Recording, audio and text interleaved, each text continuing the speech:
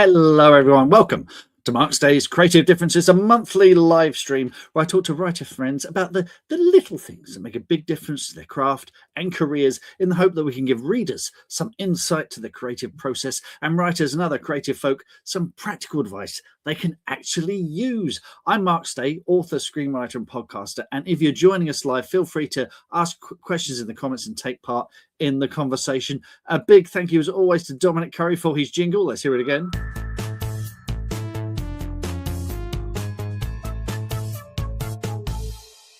Now, just to say, there is a special episode of Creative Differences coming up that was recorded with Julie Wasmer live at the Staines Library Hub. Doesn't have quite the same ring as live at the Hollywood Bowl or Nebworth, but it was a really lively chat as part of the Escalate Arts Festival, and you won't want to miss it because it's not only Julie sharing her wisdom from writing on shows like EastEnders and creating the Whitstable Pearl Mysteries, but there's also a lovely bit with some horses, which you won't want to miss. And also, I just want to bring you up to date because it has been noted that in the last few episodes, I've had a really, really squeaky chair. And I mean, Emily, you pointed this out, didn't you? It was coming up on all the edits. I have put some spray on lubricant. Stop sniggering at the back on this, and it's sort of it is squeaking less. It's not squeaking as much, is it? But it, for some reason, ever since I've done that, it started sinking. So if I start sinking halfway through the show, that's why. Anyway, get that out of the way. Let's introduce my very, very special guest. My guest is a best-selling humorous women's fiction author whose books are inspired by her own struggle to juggle a career with children, housework, life admin, and the never-ending laundry. And the laundry is winning, apparently. Let's ask her about that. It's only that Kathleen Whyman. Kathleen, how are you? Just so you know, if there's any weird noises, it's a squeaky chair. I'm just getting that out there now. So, yes, not my joints or anything. Yeah. Ready. Thank you so much for joining us. You've got an amazing new book out. Our absolute pleasure. Your new book is The Hero, the mother of all comebacks, right? And the hero is Becca. And she's come to a pivotal moment in her life. Tell us more about Becca and the mother of all comebacks. Okay, I've just noticed that available is spelled incorrectly on the graphic that the publisher made, and they didn't write that it was available in audiobook either. But aside from that, it's very professional. Fix that in post, Emily. Fix that in post. No, it's not you. I think that was actually from Amazon. No, we'll fix it. Don't worry, we'll fix it. We'll shame the publisher, and we'll fix it and make it right. Well spotted. Right, yes. So Becca is midlife mum whose only child has just gone to uni, so she's got empty nest syndrome. She and because her daughter Sophie isn't around, she's starting to realise that she and her husband don't have as much in common as they did when they first got together. So that's a bit of a concern. Then she gets made redundant at work and she faces ageism trying to find a new job. Then her mum has a fall and fractures her wrist, so she has to move in with her. Now, believe it or not, this is actually a comedy, but these are all issues that I think a lot of midlife women are facing. Hopefully not all of them in one go, but thank you, Emily, for fixing that. I don't expect it. Yes, so relatable. That's the word I hear most often with my books. Yeah, but done in a humorous way. Absolutely. I mean, when I write about personal stuff, and I do, but it's usually I fold it in with magic and witchcraft and dragons, but it's there if you go looking for it. But you're writing about personal stuff. It's set very much in the real world with a character that's your age, and readers are going to assume that you're drawing from your own life. So does that ever, in a way that they wouldn't with me, so you're sort of putting your head over the parapet there. Does that ever cause problems for you? My husband has on occasion said, is that argument that the couple have, but that's not us, is it? And I'm like, no, of course not. It's a pure coincidence. No, I would never ever use an exact story. I guess they're inspired. Sometimes my characters say what I would like to say, but I don't because I'm trying to keep the peace. That's quite fun. I can vent all my frustrations. So this particular book, yes, my oldest daughter is now at uni. I have still got one at home, but starting to be aware that that empty nest feeling is approaching. Luckily, none of the other things have happened, and I'm very much hoping I'm not manifesting it. But then they have happened to friends of mine, like different elements. So one friend did get made redundant, and then it took her a while to get a job. And another one, there's quite a few of my friends that are sandwich generation, looking after children and elderly parents. So yes, nothing is just me, and nothing is all my friends. It's like a combination of everything. Does it ever give you pause though? Do you ever kind of think, I want to put this moment in, but so and so is going to think it's them, or or is this going to be a bit too embarrassing? Because these books are very, I mean, as well as being funny and relatable, they're almost kind of confessional in a way, which in a way you have to be with this kind of thing. So do you ever stop and think, am I not going to put that in, or what? I have to be particularly careful, I think, when writing about the mother figures in my book, that my mum doesn't think that it's anything like her. So I make them as opposite to her as possible, so that there's no risk she could ever be worried, because they're definitely not her. So, for example, the mum in The Mother of All Comebacks is a hand model. Well, my mum bites her nails. Yes, that's the one. Bites her nails and doesn't care about never wear nail varnish or anything like that. So just things like that to make her as different as possible. And also as a teenage daughter, the one at uni, I had to make sure she was completely different to my daughter, so that there could never be any mum. But I'm not even allowed to put pictures of them on Instagram. So to actually immortalize them in a book, they would disown me. Yes, yeah, it's a fine line, but it is one of those things that I guess people can't fathom, that sometimes, we do draw from real life, but sometimes we do make stuff up as well. We do invent, we do, bring our imagination to the story as well. So yeah, it has to be exaggerated as well. If it was just everyday life, it wouldn't be as funny or interesting to read about. Well, that's the other thing as well with comedy. Tonally, it's a lot more heightened as well. So it's you're leaning into that too. Now let's go back. Let's talk about where it all started for you. Now, your debut is it Wife Support System was your debut there. Take us back to the lead up of the publication of that, and how that all came about. So I've written all my life. Short stories, submitted a book to a publisher when I was 10, which unsurprisingly was rejected. Told me to keep up the good work. Sent off short stories to Jackie magazine when I was about 14, again rejected. I can't believe that. I mean, at 14, you know everything there is to know about love, don't you? Should have snapped those up. And then I kept starting stories in my 20s, but getting distracted, I think, by going down the pub. And then it wasn't until, when I was in my mid-30s and fell pregnant with my first daughter, suddenly going down the pub wasn't as appealing, so I had more time on my hands and I didn't have any hangovers. So actually that's when I started really writing properly, and I did finish a book, and it wasn't good enough to be published, but it was a really good lesson in showing that I loved writing. I could finish a book, and that I really enjoyed the whole process. Then I had to put it on pause because I had another daughter, and when they were tiny, there was no time at all. And then when the youngest one started school, I signed up to a writing course with Jill Dawson, this amazing tutor. She's a fantastic author. And so that was in 2012. I started writing the book. And the idea I had for the book was based on, because I had young children. When I got together with my friends who also had young children, life was just so much easier when we were all pitching in, helping each other out. Children were entertaining each other. And I said, we've got this the wrong way round. Instead of living with our husbands and them not being around to help us really, and just seeing each other now and again, we should live with each other, help each other out, and just see our husbands now and again. But couldn't really make that work in real life. So I wrote about it instead. So that was the basis of Wife Support System, 3 mums moving in together. So that was 2012. And it took a long time to write because I was working, 2 young children. And also it was way too long. I originally had 4 characters, had to cut one out. So I just had to keep doing all these rewrites. So I was submitting it to lots.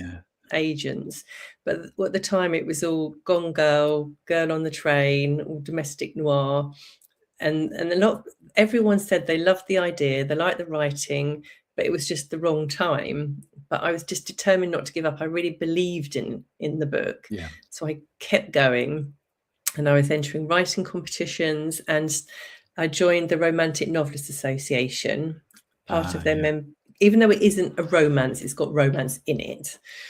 And they will review your manuscript and give you feedback. And then I went to events, met people, and it was at an event. I was in the loo, I complimented this woman on her dress, and we got chatting, and she was Keshni Naidu from Hera Books, a publisher. Yes, I know Kesh. Yeah. She's lovely, isn't she? And she's brilliant, and she said, "Oh, what have you read? What are you writing?" And I told her, and she said, "Oh, I like the sound of that. Will you send it to me?" And I did. And then about a month later, got an email from her saying we'd love to publish it. So, so I didn't have an agent. I went direct to publisher. But of course, if I hadn't been at that event, hadn't been chatting, that may never have happened. So I think it is really worth putting yourself out there, isn't it? So it actually got published in 2020. So it took 8 years from me starting it, and hundreds of rewrites and rejections until it eventually got there. Yeah, but you're absolutely right. Going out, and organisations like the RNA, I've been to a couple of RNA conferences to talk and stuff like that, and they are absolutely brilliant. And the community there is incredibly supportive. And fantastic. Lots to unpack there. First of all, you approached a publisher when you were 10, and you got a reply. These days, people go, "What's the secret, Kathleen? Well, how did you get a reply? Was it just because you were 10?" I don't know if I said my age, but they obviously realised from the illustrations the fact it was an exercise book, handwritten. Do you still have it? They didn't return it. I know. What was the publisher? Who was the publisher? I can't remember. I have got the letter somewhere. We'll track him down. I know people, Kathleen. We'll get this back for you. I do think that's really mean. Really mean. Perhaps they thought it was too expensive to send it back. It was 2 exercise books sellotaped together. I don't know how I afforded to post it, quite frankly. It's taken a lot of pocket money. Now, the next question, and I'm aware that one of your books is called "Would You Ask My Husband That?" And I wouldn't, because my next question is, you're juggling family, you're juggling work, all these things, and you're finding time to write. See, when my kids were younger, it was, my wife was at home looking after them, kind of thing. So I'm very aware of my privilege and how easy I had it then, and I was able to write. Had the tables been turned, I'd have probably curled up into a ball and given up. So where were you finding the time? Were there certain parts of the day where you could write? How were you finding the time? Because I just think people out there will be interested to know. So when I had my second daughter, and the older one stopped napping, I had to stop writing because it was in her nap times that I wrote, and then they didn't exist anymore. And I was trying desperately to write in the evenings or really early in the morning, but I was just so tired because I was working 3 days a week as well. And I just had to make peace with the fact I can't write at the moment. I'm driving myself mad trying to write and actually not really appreciating the moment with them. So I put it all to one side, and then when the younger one started school, because I did 3 days a week, I was lucky. On the Monday, when I didn't work and she was at school, I went to this writing class, and then I also had Fridays free to write. So I was very lucky that I was working part-time. And then I'd been writing for probably 2 or 3 years, and it was just taking so long because it is so difficult, like getting up early. Children get you up early anyway. It's not like you can say, I'm going to get up at 6 to write, because they're waking you up at 5:30 already. Exactly, There isn't really an early. And then quite often they would, I don't know, something would be going on in the evening and just didn't get to it. Plus, I'm not great in the evenings either. I think I'm much better in the morning. So anyway, after a few years, we were paying out for childminder, and then that childminder wasn't able to actually, and then my mum was helping out, and then she couldn't do it anymore for various reasons. So we were going to have to pay more, and just decide, well, I begged really. husband and I said, I'm desperate to write this book. We're paying all this money, struggling with childcare. Is there any way that I could step back from work for a while, be there for the girls, and we won't have to worry about childcare, and then I can really throw myself into the book? So I said, I'll give it a year, and if nothing happens in that year, then I'll go back to work. And so it must have been a bit longer than a few years. But anyway, so it did so happen that in that year, I think right towards the end, like maybe 11 months, 3 weeks or something, I met Keshni and had that conversation. So I was extremely, extremely lucky that I was able to take that time out. But I mean, I know lots of writers who do it, and I think they just write at every given opportunity. I just didn't feel like I had that many opportunities. So I got very lucky that I was able to do that. Well, you say it just so happened, but I think, you know, if you gave yourself that year, that's kind of like you're giving yourself a deadline, you're setting yourself a target. It kind of focuses the mind, doesn't it? You know, in a way that it might not have done otherwise. That's true, because when I was, as soon as I took the girls to school, I came home and I wrote all day long until I picked them up. I had to set an alarm so that I wasn't so lost in it that I went and got them, because I thought, I've done this for a reason. I cannot waste a single moment. I mean, not that now I never watch TV in the day or anything. I am always working, or, you know, but I don't feel guilty about if I do pop out and see a friend for lunch or something like that. Whereas then I'd be like, no, I'm not doing. So yes, I was very, very disciplined. Yeah. Fantastic. Brilliant. Thank you for sharing that. I do appreciate that. And it's interesting that, you know, you sacrifice so much. You're bringing up your daughters, and there's a lovely unboxing video on online where your family seems incredibly unimpressed with what you've done. Emily and Kai, can we drop a clip in of this when we do the edit? So if we can use that. So yes, do tell us about this wonderful video. Yes, it's a bit of a contrast to your amazing unboxing video that you did with your son. That's the thing, that if they don't do my unboxing videos, I you know, kick them out, so they don't have a choice. So But I didn't think to try that tactic. Yes. So this was 2020, so we were in lockdown when the book came out, and so my husband was working from home. Obviously the girls were being homeschooled, so they were there as well. So I think they were 10 and 13, and I was trying to make it a bit special, although if anyone watches the video, the mess in the kitchen behind me, it never crossed my mind to tidy up a bit or anything. It's called authenticity, Kathleen. It was very authentic. Yeah. It took me ages to stage that. So I was sitting at the breakfast bar, I had my box of books, and then my older one was videoing it, I think, on her phone, and I said, right, I'm going to play Star Wars. So I was saying, Alexa, play Star Wars. And they were like, no, we don't want Star Wars. They kept cutting me off. And then my husband had to come out of like the little room where he was working and say, I'm really sorry, but I'm going to call. Can you keep the noise down? So I was like, right, okay then. And I was trying to do this video, and then Eve said, I'm bored, and switched it off halfway through. And it was like, oh my God. Eventually got there. And then she stopped, and I was like, well, I haven't even said how to buy the book yet or anything. I just had to tag something on the end. So yeah, it wasn't quite how I'd imagined, but it is quite funny to watch. I'd say it's very on brand, actually. I think that's true, actually. The tone of the book's perfectly. It's fantastic. And like I say, we will, if you're watching this back on the edit, we'll drop a little clip in, and we'll have a link in the show notes so you can check it out as well. Definitely worth looking at. Wife Support System was shortlisted for the RNA Joan Hassaon Award. I think I'm pronouncing that correctly. Yes. And then you've got second one, I believe, was Would You Ask My Husband That? And then Has Anyone Seen My Husband? That was shortlisted for the Comedy Women in Print Award. And the Comedy Women in Print Award is a brilliant award. I've covered it on a previous podcast. And so can you tell us more about the award and about your book and how that all came about? Yes, so Comedy Women in Print Prize was set up by Helen Lederer.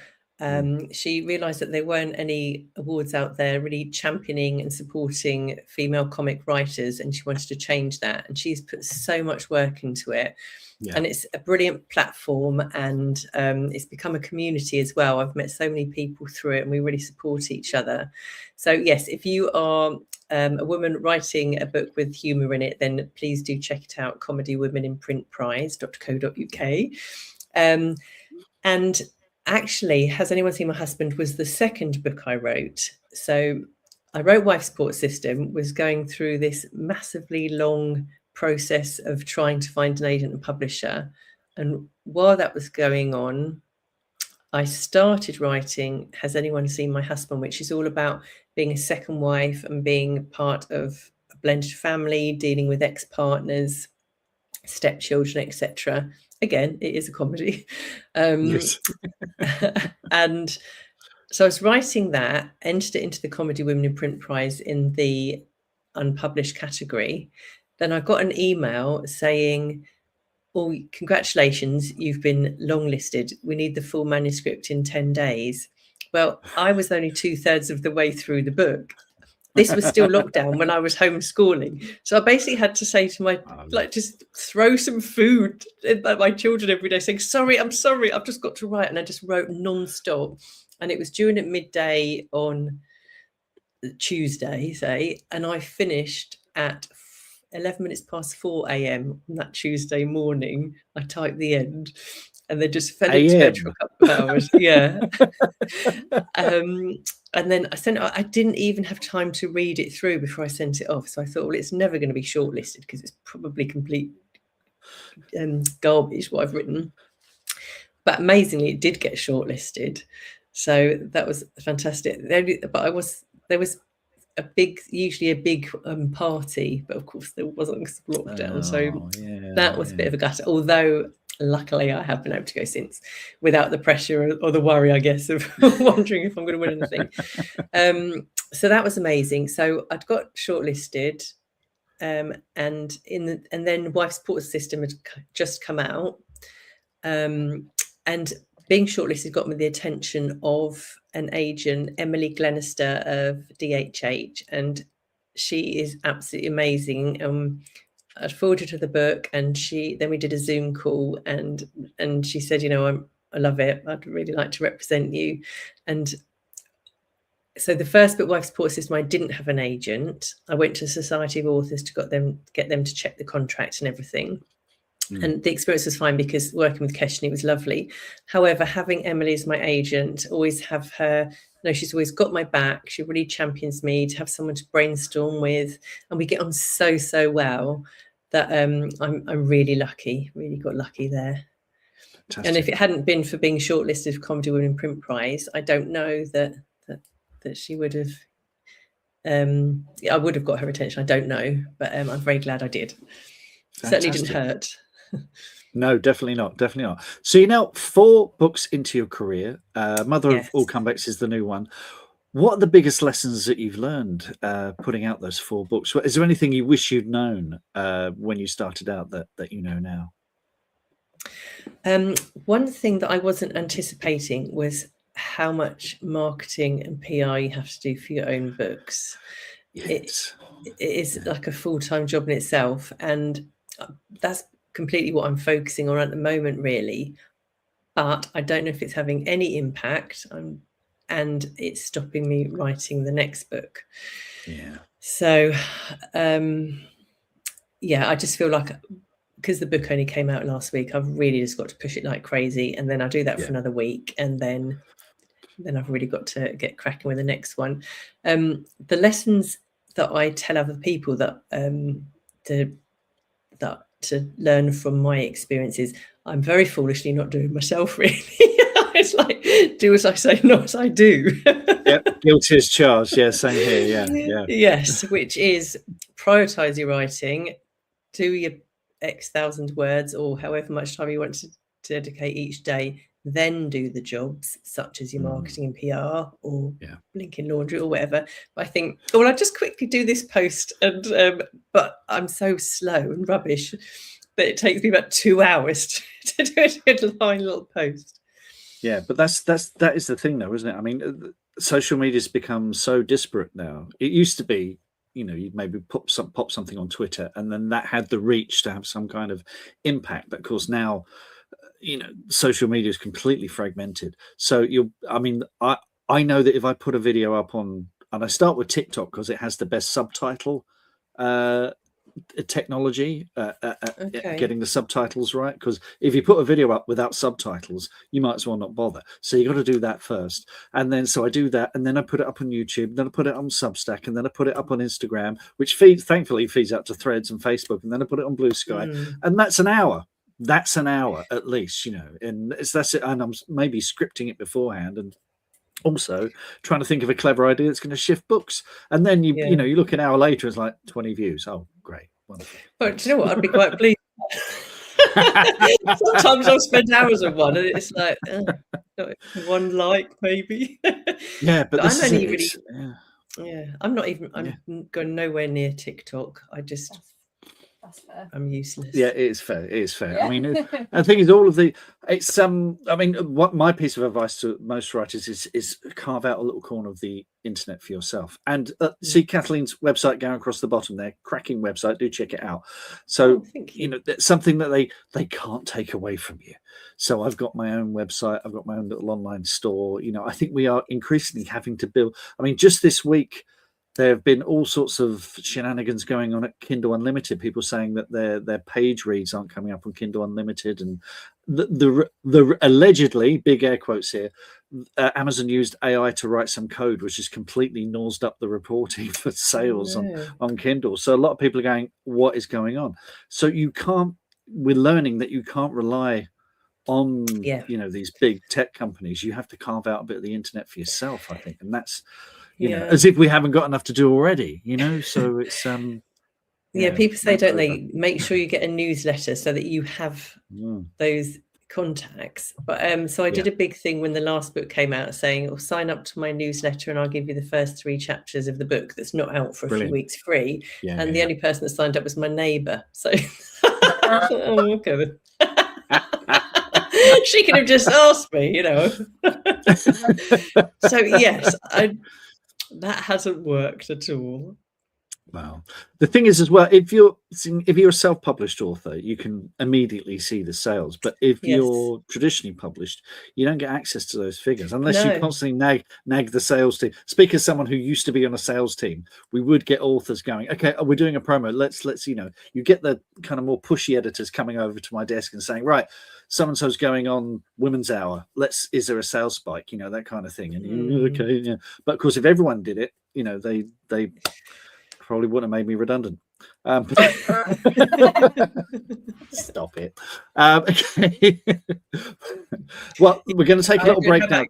Yes, sorry. Yes, we'll come back to this. We'll come back with some questions. But first, let's talk about the Green Room. So twice a month, I run live sessions on Zoom where you can ask me questions about the craft of writing, your work in progress, the business of publishing. The sessions are fun, informal, chatty. It's a really nice group that we have. You can send questions in advance. They're recorded live on Zoom and saved on Ko-fi for exclusive access to Green Room supporters. I'll pop a link to Green Room. You can see, there we go, the little thing going across the bottom there, ko-fi.com, markstay-writer/tiers. It's 20 quid a month. There's no long-term commitment. With Ko-fi, you can support for just a month or as long as you like. And that money does make a difference. Today, I've been, ordering stock for events. I've been, buying train tickets to go to other events. I'm gonna have to get some more. I'm gonna have to get a new chair, I think, at some point. So all this stuff really helps. Now, my goal is to be able to give supporters advice that's going to make a real difference to their writing and career. Because the way I see it, having worked in this industry as a salesperson, bookseller, and author for over 30 years, I've made every mistake, so you don't have to. As Kathleen said earlier, do as I say, don't do as I do. The next sessions are on 8th of April. We have a one topic wonder thing. And this month, we're going to be talking about cover design. And then on the 22nd of April, we got our Q&A session. You can send me questions in about that and I answer them for you. And then on the 29th, we've got our 200-word workshop session. This is where you send me 200 words from your work in progress. We do a little critique. It's all very friendly and positive, and we all learn something from it. So that's the green room there. Do check it out. Also, I got books. And you can buy them. You can buy from all good bookstores. But if you want a signed and dedicated copy, you can come straight to my store at witchesofwoodville.com/library. And I've also got the End of Magic Trilogy too. So yeah, that's it. You can buy books from me. Do check it out. Back to the show. Kathleen, welcome back. Good to see you. Thank you for joining us. Now, this is the part of the show where I ask my regular questions that I ask of all of my guests. And folks, if you're joining us live, feel free to pop questions in the comments. We can answer those questions at the end of this section. So do that. What small thing has made a big difference to your creative process? There's a quote which I think was from Roald Dahl, or Ronald Dahl, as I thought he was when I was little. Me too, I remember me going too, to yeah. a bookshop and saying, I want to buy The Magic Finger by Ronald Dahl with my book voucher. Luckily, they knew who I was talking about. Yes, I think he said that when you're writing and you get to the end of your writing session, always finish in the middle of a scene, because then when you sit down the next day, you're straight back in there, as opposed to finishing at the end of a chapter and having to come back and think, right, okay, where do I start now? And I think that's brilliant advice. I do always try and do that. That is great advice. I do that quite a bit, actually. Yeah. And it's just you hit the ground running the next morning, which getting that momentum going is half the battle, isn't it? Yeah, absolutely. Definitely. Yeah. What's the thing that makes you think you're ready to start writing on a project? What's that tipping point that makes you think, okay, let's go? My agent saying, "Where's your book?" That gets me going. Well, because I'm about to start writing the next one, actually, and I'm just reaching that stage now where it's almost like I've got a TV series of the stories in my head. I'm starting to see the little scenes of what the characters will be doing, and I keep imagining this woman with her back to me walking through a door, and I really want to follow her and find out where she's going, what she's going to do. And I'm getting really excited. So I know that I'm ready to sit down and start writing this one. Excellent. And conversely, how do you know when you're done? Again, the deadline. Get that book in now. In an ideal world, I will have finished the story, so I've got everything incomplete. I'd have had plenty of time to read through, do all my tweaks, do lots of editing, and then I'd submit it. In reality, I'm always right up against the deadline, so I do make sure I get to the end of the book and I've got everything in there that I need. But say it's due in on the Tuesday, chances are I have still been writing till 4 a.m. or so that morning or something. So I never have time to go back and edit it really thoroughly, but I do make sure I've got everything element in there that I want to be in there. Yeah. There are no PSs, this character is going to maybe do that or something. No. How about you? How do you? I mean, well, it's usually when I go word blind, I need someone else to look at this. It's at the point where I've gone over it again and again and again. I'm a bit of a swot. I tend to deliver early because I just want to give it as much time. Which, if you'd known me when I went to school, I was always late with homework if it ever showed up at all. But now it's there's money at stake. I take it seriously. That's what they should do with homework. They should monetize it. Anyway. Incentivize it, yes. So yeah, that's when I just when I can't, when I'm moving commas and thinking, should that be a semicolon? That's when it's time. Okay, give it to someone else. Give it to someone else and hand. I'm just lucky if I've got punctuation in mine at that time of the morning. But it makes me, when you were saying earlier, you wrote that first book that you felt wasn't good enough to go out, but you did at least finish it, and finishing something is that act of proving to yourself that you can actually do this, which puts you in, I think, the top 1% of people who call themselves writers, because a lot of people never get beyond a certain point or finish it, or they end up just rewriting the same thing again and again and again. So it's a liberating feeling, isn't it? Well, like I said, it took the removal of alcohol from my life to be able to achieve that. That might be. See, I don't drink, and I haven't had a there drink. you are. That's why you're so productive. I think it is because I work with a film director, and he loves working with me because I'm up first thing in the morning and I'm always writing, and he's like, "You're never hungover," and I'm like, "No, well, I just get on with it, so never a day wasted." So I'm very boring though, so that's the flip side of it. So yeah. Oh, I'm boring as well, but just in a drunken way. How do you remember that idea that you have at, say, 3 in the morning? I mean, it's 3 in the morning. You're probably in the middle of a draft. Well, I'm still writing. I'm still searching for the ideas. So, do you know what? I've actually stopped writing them down because they were so ridiculous and also so boring. Like when you're telling somebody the dream you had and their eyes are glazing over, you don't think this isn't a page turner. There's absolutely no point me trying to turn this into a book. Did you ever remember the word that you'd made up in your dream? You said you created a No. Gone, absolutely gone. I'm so sure annoyed. It was amazing. Hopefully you'll come back in another dream. Brought about world peace. You never know. Yeah. What's the biggest mistake you've ever made in your writing career? Right. So when I wrote Wife Support System, the first book, I polished every chapter and perfected it before I moved on to the next one. And I spent a lot of time doing that so that I could be proud of every chapter and moving on to but then I ended up cutting so much of the book it was completely wasted. So I know now to just knock out that first draft. So because it's going to be rubbish and it needs changing loads, but that's absolutely fine.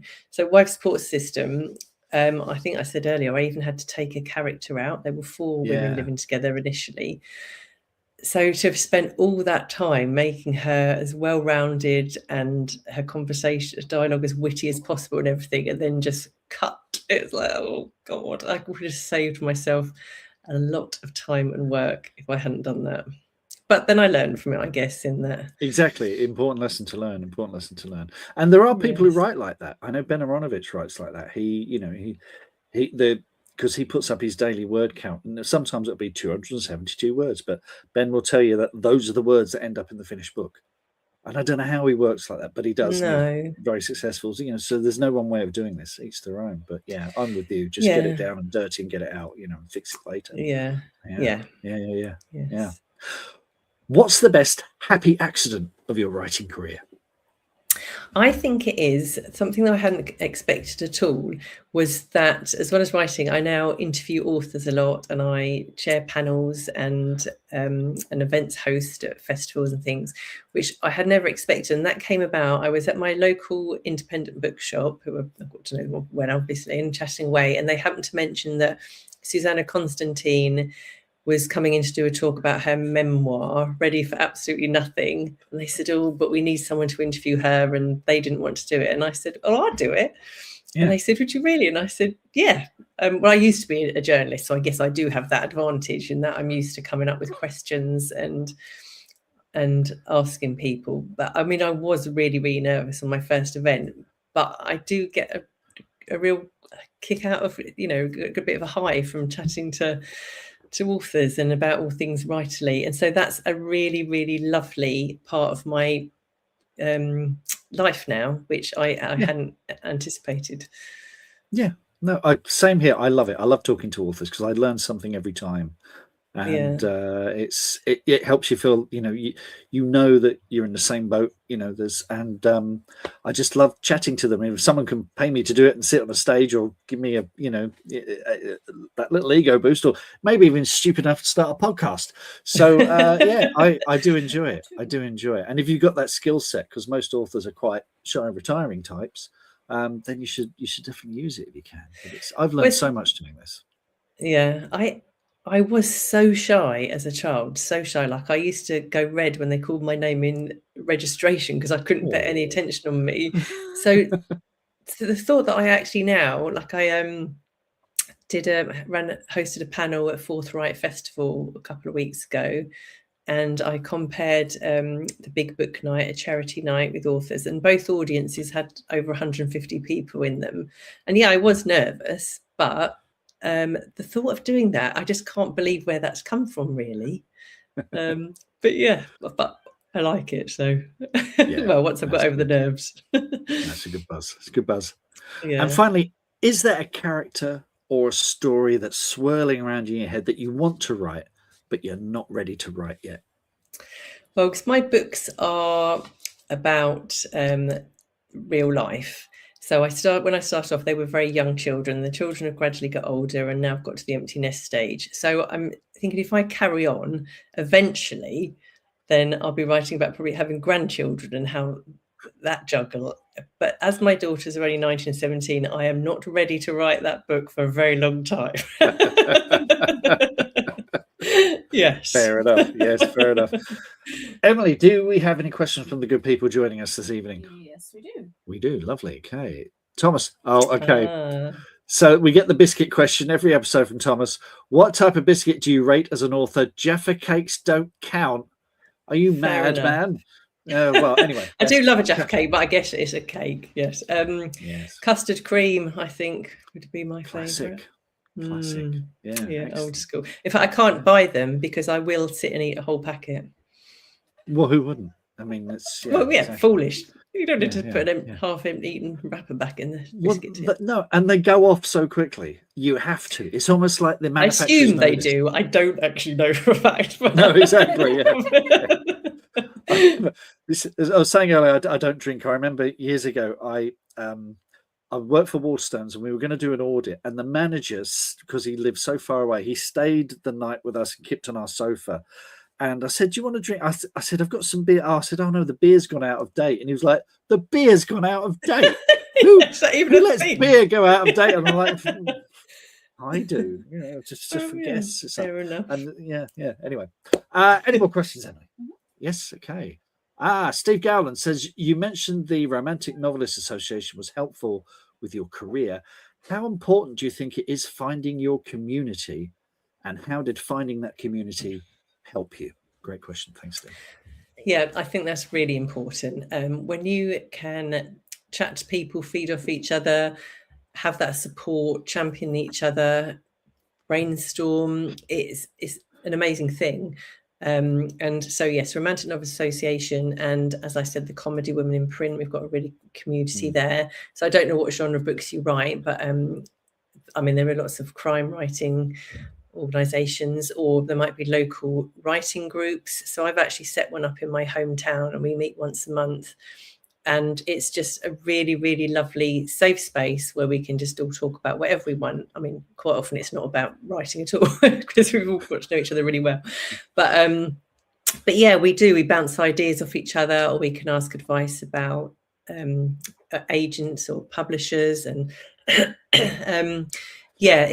would recommend, if you can find other writers, to do so. Also, Society of Authors, actually, if you're a member, they quite often have local groups. Yeah, so that's good answer. Something good stuff worth looking into. Every genre has its own community, and the thing I've noticed, because I've moved between them, doing interviews and things like that, is every genre community thinks they are the worst done by. So romance will go, oh, no one takes romance seriously. It's about time people took science fiction, fantasy. No one takes sci-fi or fantasy seriously. Except the crime. Everyone knows that crime gets taken seriously, but they still moan about it. Yeah, every community thinks they're hard done by. And unless you move between them, you'll never notice that. Any more questions, Em? This is me getting banned from every convention ever. Nicola Briggs is here, author.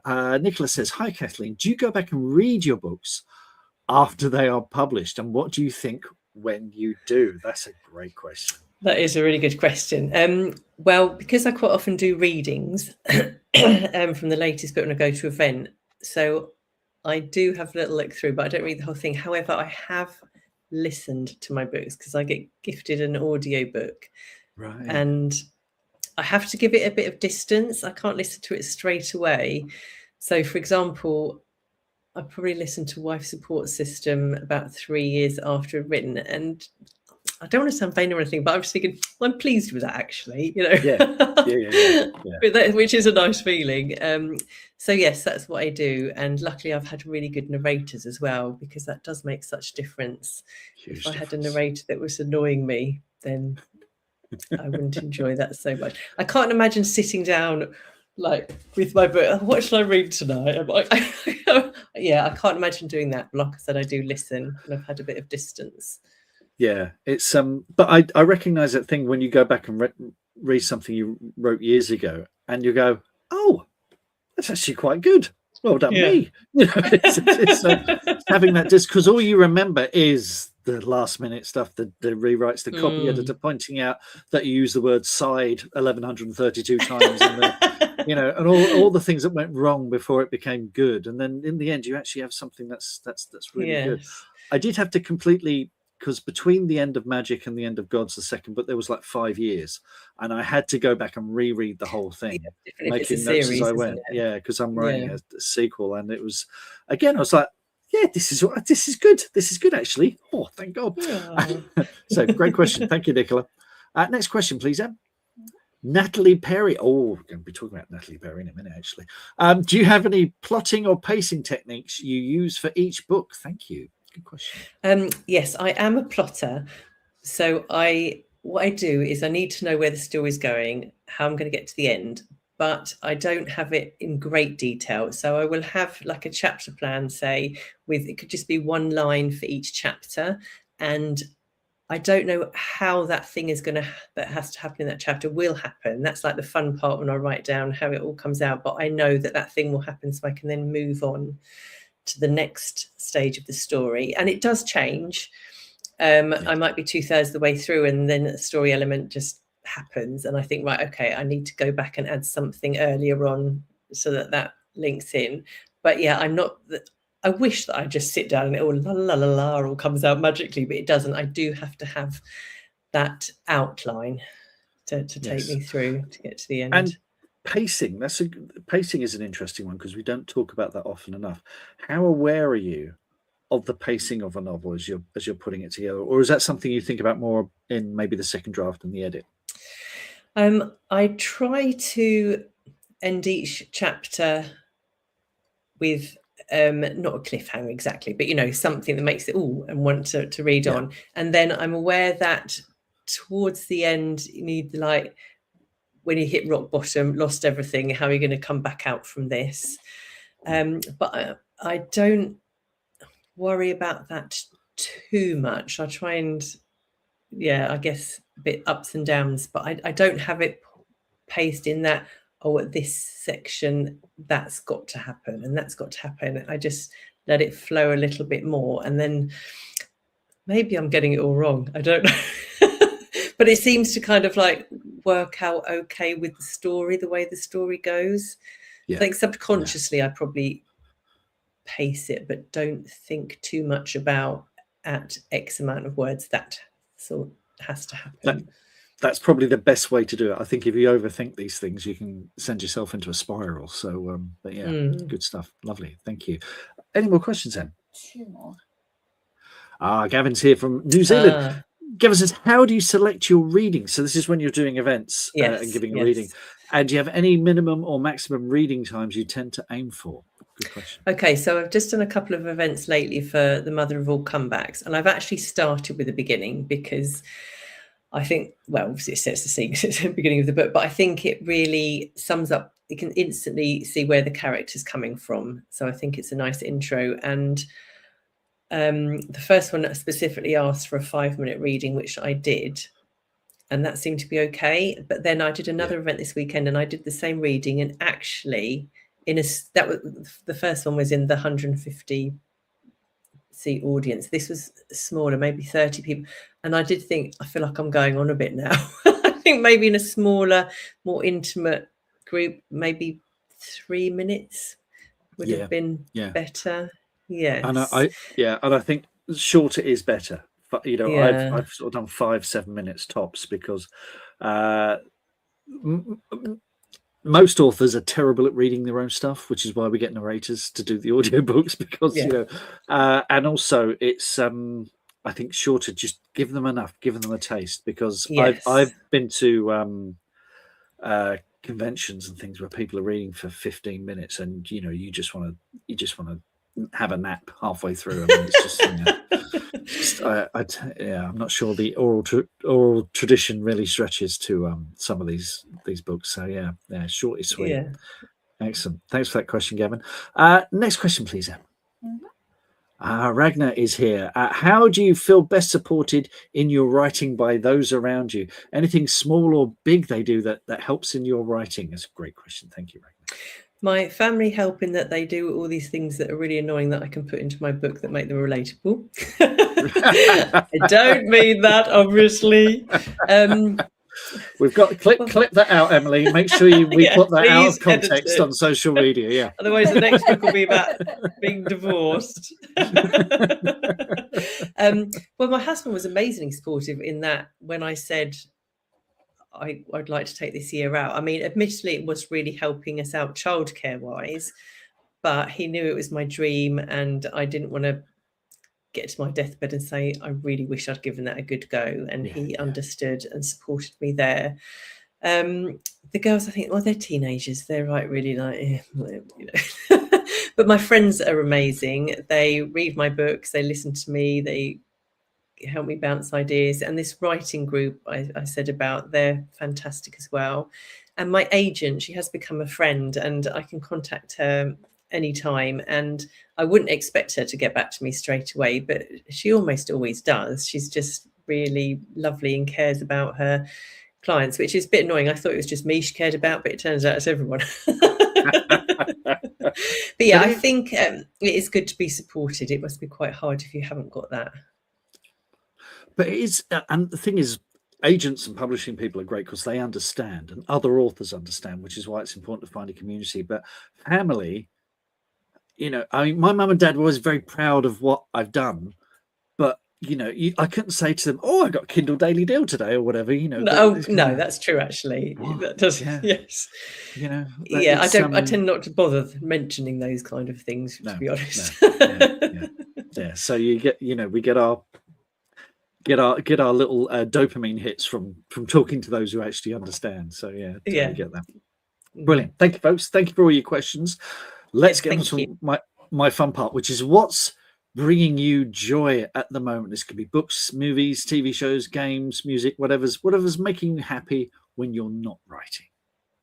Okay, so I am currently reading Julia Rayside, who I met through Comedy Women in Print Prize. She was shortlisted in the published category, Yes, Don't Make Me Laugh, which is such a clever book. It's about a male stand-up comedian who is perhaps using his position to his advantage in a way that's not very, that the Me Too and all the toxic male behavior that we're hearing about in the news.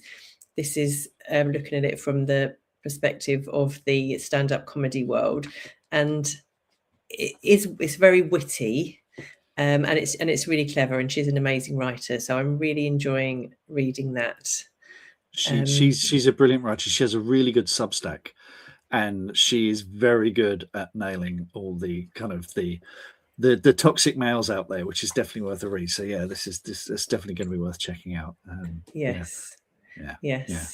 And I'm also listening to, I listen to quite a lot of books as well, because I can just get through so many more when I'm running or doing that laundry we were talking about earlier, that kind of thing. Exactly. Yes. So I'm listening to a book called Pixie by Jill Dawson, and she was my writing tutor that I was saying about. And then she went on and mentored me through Gold Dust. And she is such a fantastic writer. Absolutely. She's a poet as well. And that comes through. And Pixie is about Pamela Coleman Smith, who designed the Rider-Waite-Smith tarot cards at the start of the 20th century.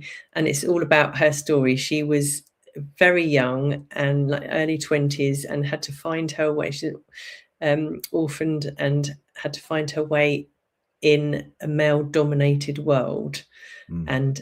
And she did these incredible illustrations, and yet never got any recognition for them or much payment in her lifetime. But Jill Dawson has just created such a beautiful book about her. It's really like giving her the recognition that she should have had then. Yeah. And, yeah. I really Brilliant. recommend Love that. love well. that cover art as well. It's It's fantastic. beautiful, isn't it? Yes. Yeah, yeah. And what else is So bringing you joy? okay, so I am watching Shrinking on Apple. Yes, Harrison Ford is my hero. Has been since I watched Star Wars when I was 7. But my little Star Wars figure is always by my side. I think that possibly Harrison Ford is being himself more in this series than he has been able to in other things that he's done. like you, I'm a massive Star Wars and Harrison Ford fan, and I still haven't watched this. And it's because there's just so much TV. It's never quite got to the top of my list, but I must watch it. The clips I've seen look absolutely brilliant. The sort of chemistry he has with Jason Segel and the rest of the cast just looks It's amazing. a really good So, cast. yeah. I'm really enjoying that. Very dry wit. And then I'm also, what's bringing me joy is the Other Bennett Sister, which is about Mary Bennett, the quiet piano playing, not interested at all in all the soldiers as the other sisters were, or getting married. It's about her, told from her perspective. That's on iPlayer, and that's that's good fun, but just a nice bit of escapism. I mean, look at those gorgeous outfits and things, if you're into that kind of thing. I'm into escapism. I think we all are at the moment. We all want to escape. And there was one other thing you said was bringing you joy, and I didn't feel appropriate to put a picture up of this. So tell us about the new addition to your home. Okay, so what's bringing me immense joy is my new bed. So we'd had the last one for well over 20 years, and we had to move it recently and leant the mattress against the wall, and it just like slumped down to the floor, like collapsed. It's like maybe we need a new one.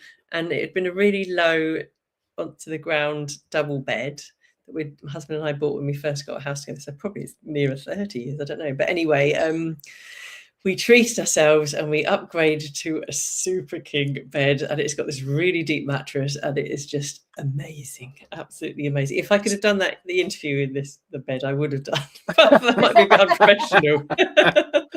Paulie Yates used to do it. Well, that's true. Well, yeah, it's life-changing. Proper bed and proper mattress is totally life-changing. Fantastic. Well, look, I'll quickly whiz through what's bringing me joy at the moment. Now, I'm reading a brilliant book called Quality Land by Mark U. King, who's a German author, and this was translated a few years ago. Recommended by a friend. I'm only halfway through it, but it's brilliant. It's a very funny and twisted satire of life in a land where everyone is ranked at different levels. Online orders arrive before you even know you need them, and you can be informed halfway through a date that there's actually someone more suitable for you. And everyone's surnames indicate their job, so you have Susan Admin, etc. So this story follows Peter Jobless, who receives gets a delivery of a pink dolphin vibrator that clearly isn't for him, and he makes the mistake of trying to return it. It's really funny. It's very dark. It's kind of about artificial intelligence as well. So it's kind of just a little bit in the future. It reminds me a lot of Terry Gilliam's Brazil, which I think is great. And music. Catherine Priddy has a new album out. I love Catherine Priddy. She does this beautiful ethereal folk music. And there's some great songs on this. It's called These Frightening Machines. Just one of those albums you can listen from all the way through, and it's just brilliant. And the other thing I'm really enjoying is sketching. I've started sketching again. So, just doing little sketches, through the day, just as, for a bit of mental elf. And it's really, really helping me. And this is thanks to Poppy T. Perry, who is coming on the show very soon. She's written a Dead Reel there. She's going to be coming on the podcast very soon, and she's with us tonight. She's watching tonight. So thanks to her for encouraging me. And Dom Curry, who did does our jingles, he bought me some pencils for my birthday as well. So thanks to both of them for the encouragement. I really, really appreciate that. Well, you can actually draw. That helps. My sketches would not look like that.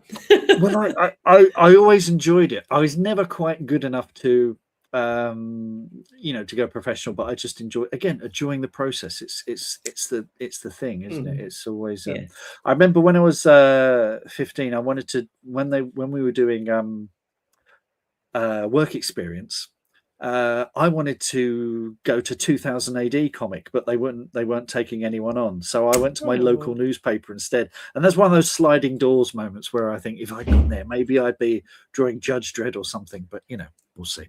But yes, and just also while I'm here, dates for the diary. I'm doing lots and lots of Comic-Cons in the next few months and all sorts of appearances. So this weekend I'm in Bournemouth Comic-Con.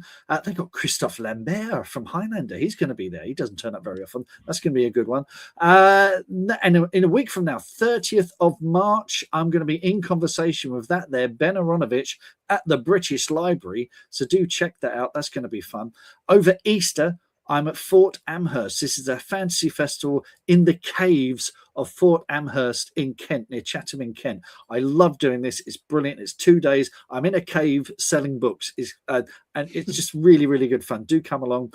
I'm also doing Comic-Cons at Cardiff. That's going to be lots of fun. The Kent Comic-Cons are going to be amazing. That's on my doorstep in Herne Bay. They got the guys from Chips. And then I'm going up to Scarborough, or Scarbados as it's known. I'm doing the Comic-Con up there for the weekend of 18th 19th of April. I'm going to be in Maidstone, which is just up the road as well. That's always going to be a good one. And Brentwood as well. And this one's coming in August. This is a bit of a way away, but this is the Canterbury Gaming Convention. Now, I did this last August because it's a gaming convention, and I thought, oh, maybe I can sell some books.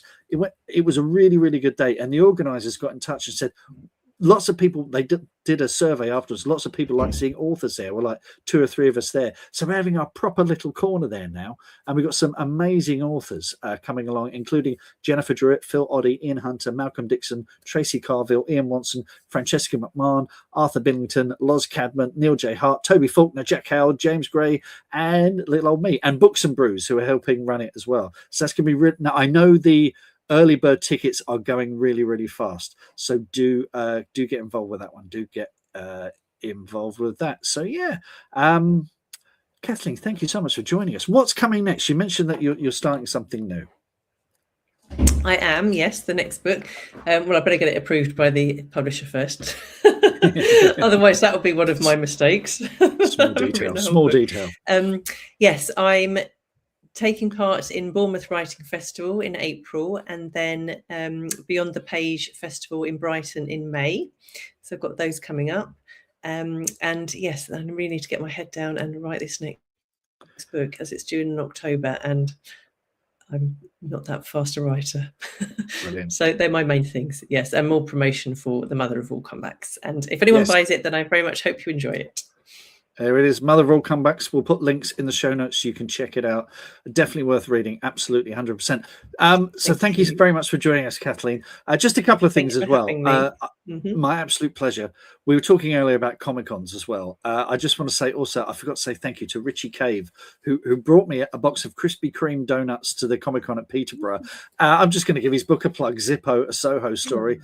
Me giving the plug and the donuts might be related, who knows? But I'm going to say that there we go, Zippo. There we go. Check it out. I'll put a link in the show notes as well if you come to that. Also, for our next episode, we're going to have the brilliant Karen Story joining us. I know Karen. Fantastic. Monday, 13th of April, 8 p.m. BST, British Summertime. So if you're coming from internationally, the times might be a bit different. She's the author of the brilliant debut novel, The Approval of Sheep. She's a very prolific story writer and a prize-winning author, and her newsletter is written by her cat, Tiffany. There's Tiffany there. So do join us then, Monday, 13th of April, 8 p.m. BST. And if you've enjoyed this podcast, things like ratings, reviews, all that stuff, shares, makes a huge, huge difference to those weird algorithms. But more importantly, if you can just tell one person about this podcast, that will make the biggest difference. For word of mouth is the best marketing there is. And that's it. We'll wrap things up. Kathleen, thank you so much for joining us. And until next time, happy writing, reading, and being different. Let's play that jingle while we wave goodbye. Thank you.